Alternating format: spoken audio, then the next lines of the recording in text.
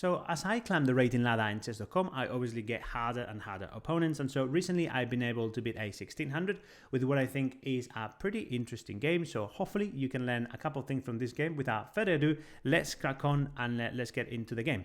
So my opponent goes ahead with d4. In here, what I usually do is just bring my knight to f6. And here I've got preparation for a couple of things. People usually bring the bishop out and do kind of a London system, but they also do push to c4, and then into that I go and do the Budapest gambit, which I think is pretty fun gambit. But in here my opponent already does something I'm not too familiar, which is pushing e4. They are already blocking the bishop, which I don't think is great, but you know, maybe I'm wrong. So at this point in the game I decided, you know what, I'm gonna just develop normally. So I push d5 with the idea of developing firstly the light color bishop. He moves the knight into d2. I developed the bishop, as I said. He prepared to fianchetto. So I'm going to go fast in some areas of the game because I don't think this is as interesting, but I'll tell you still, you know, my thought process. So what I do in here is I push e6 with the idea to either develop my bishop into any of these squares, or also another idea is to go ahead and push the pawn to c5. He goes again and move the bishop. And as I said, I push the pawn into c5. The idea in here is that if he were to capture, I'm very happily recapturing back and actually gaining a tempo to develop my dark bishop. So he obviously doesn't do that, and instead he goes and stabilize the center. I push my pawn to c4, and so the idea in here is that I'm creating what is known as an outpost. What an outpost is basically a square in the board where if I move one of my pieces, it cannot be attacked by any of the opponent's pawn, and at the same time I'm protecting my piece with a pawn. So if I move the bishop into here, I'm actually attacking pretty critical squares for my opponent. And actually, if I put my bishop in here, you know, he obviously is a very strong, so he might try and you know, take it back and exchange bishop. But if he doesn't do that, he's going to have a very hard time trying to castle, because I'm controlling two squares that he needs in order to castle. So that is the idea of that move. He goes and puts a3, which I'm not sure what is he trying to do, because you know, you usually do that move if you're, you know, preventing me from moving my bishop in there, but that was already covered by this bishop, by this pawn in there. So not sure what he's trying to do in there. What I do is move my knight to kind of keep developing. He goes ahead and also develop the knight, and finally in here I've completed my development, and he goes and castles. I move my pawn. I think this, in hindsight, this is a mistake. What I was thinking in here is that if he goes and move the pawn, then I can take back, and he cannot take back with this pawn in here, because then I will take the rook, although he could take it here.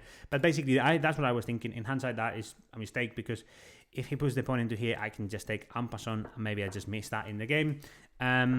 He goes into rook e1. I think he's just trying to x-ray my king. Not a bad move.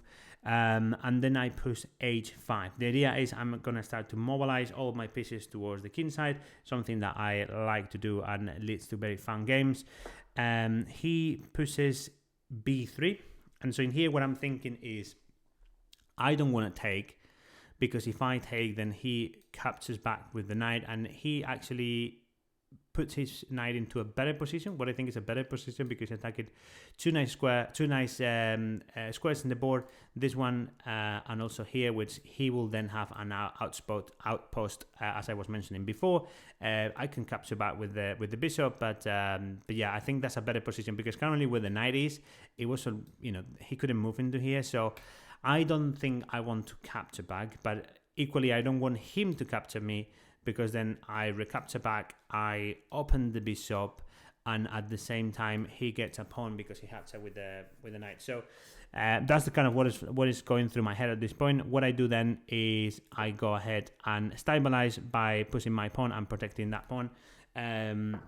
He goes and develops the bishop in a pretty horrible placement, I think, because it's completely blocked this diagonal for the bishop, and in here it's also blocked. So I think he should have kind of maybe pushed this pawn into here, and then move the bishop and then actually exchanging for my bishop, which is a lot better, would have been a better idea. But developing there, I think, to my knowledge of chess, that is not a great move.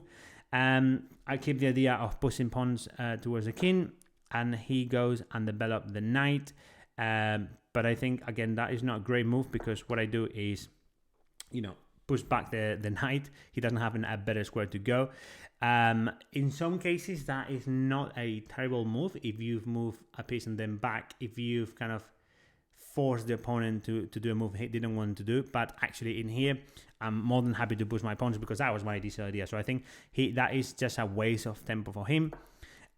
What I do in here is lining up more pieces toward h2, creating some sort of future threat.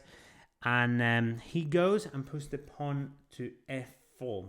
And I think this is, again, another mistake to my chess knowledge, because what I think is happening is softening his defense of the king quite a lot and helping me actually start to crack open the king side. So what I'm doing here is very happily take. He goes and take back, go again and take. And in here, my opponent goes and takes in g3. And when I was in the game, I thought this was a mistake, because obviously by taking with the knight, what he does is, he would have taken with this pawn, he opens the h file, which is true, it's not a great thing, but by taking with the knight, then actually he's just giving me one pawn back, so he hasn't got any defenders, and I got two attackers. But because I have two attackers, actually I'm not in a rush, so I decide to castle. The idea to castle is to get out of the X-ray that the rook had over me, but also start to bring the rook into here and put more attacking pieces on the knight, on the side of the knight, on the side of the king.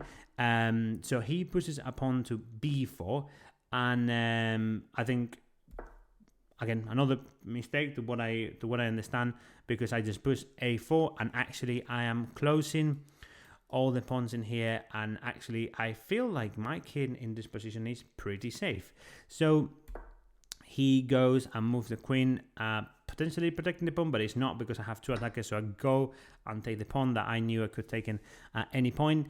The opponent goes and moves to d1, and this is where things start to go pretty wrong for him. So pausing here, I'll take a few seconds. I think everyone should be able to find what the best move for black is in here. Suppose if you need, but the best move is, now that we have the knight into f6 and we can protect g4, we are attacking both pieces at the same time. So he's going to have to move the queen, and then I'll take the... Oh, that's not what I wanted to do. Then, so he needs to move the queen, and I take the rook. Now, the things I started to, visualize in here, tactics, interesting tactics, and I think I've been doing recently quite a lot of puzzles, and I think it helps me that it just, in a matter of a few seconds, I start to see what I can do in here. Now that I've taken with the bishop, he obviously recaptured with the rook, but the problem is, I've got potentially an attack with the bishop, but I need to be covered by the knight. So then what I do is move the knight, attack the queen.